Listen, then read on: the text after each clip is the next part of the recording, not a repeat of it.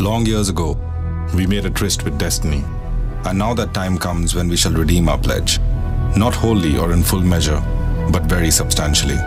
At the stroke of the midnight hour, when the world sleeps, India will awake to life and freedom. 15th August, 1947, midnight. India awakes to a new life of freedom. But 2 centuries of colonial rule had decayed India from within, leaving the country ridden with poverty and hunger. Our founding fathers set out to wipe every tear from every eye. They needed a pole star, that single focal point to make India modern and progressive. Something that captured the uniqueness of the chaotic but eternally hopeful nation. A bright light to illuminate the dark storm lashing the horizon of the future. The 1920s was an uncertain period for the Indian national movement. And then came the Chauri Chaura incident.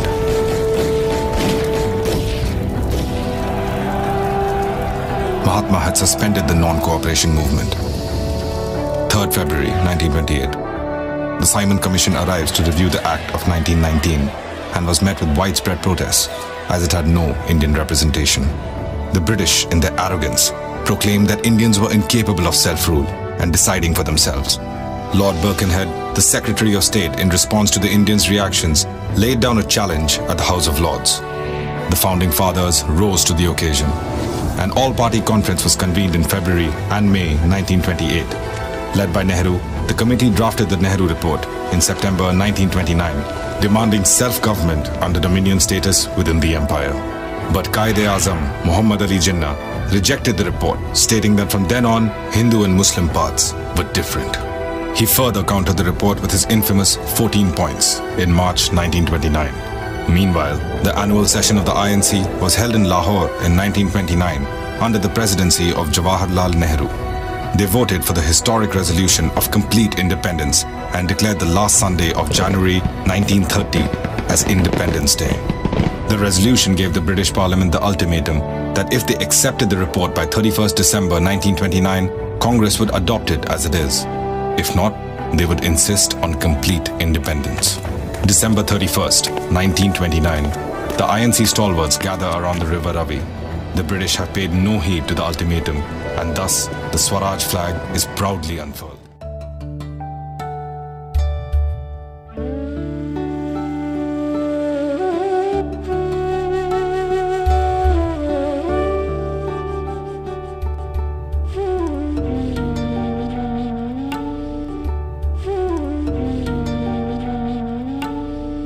जनगण मन अधिनायक जय हे भारत भाग्य विधाता पंजाब सिंध गुजरात मराठा द्राविड़ उत्कल बंगा विंध्य हिमाचल यमुना गंगा उच्छल जलधि तरंगा तब शुभ नाम जागे तब शुभ आशीष मांगे गाहे तब जय गाथा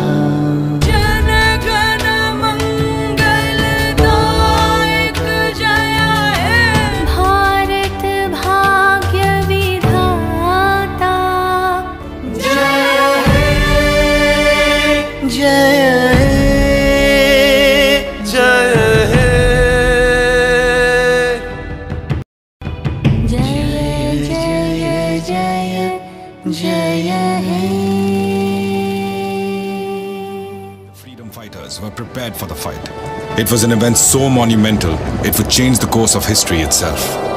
Elections were held in 1937. INC came into power and formed ministries in almost all provinces.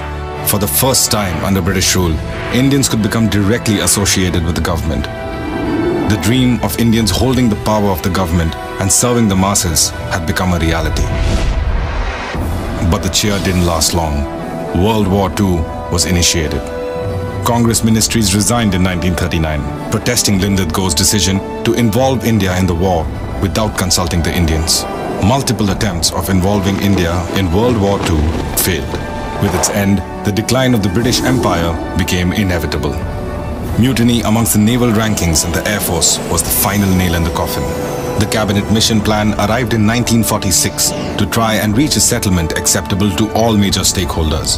The plan became the foundation for the establishment of the Constituent Assembly.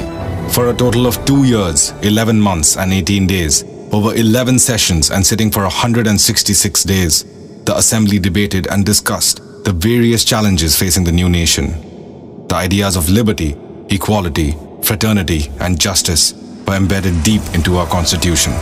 On 26 January 1950, the Constitution was enforced in its entirety. It is the foundation of free India, which we have become so accustomed to. It is our duty as citizens to know it, understand it, nurture it and defend it. It is our duty to remember so that we can build the India of our dreams.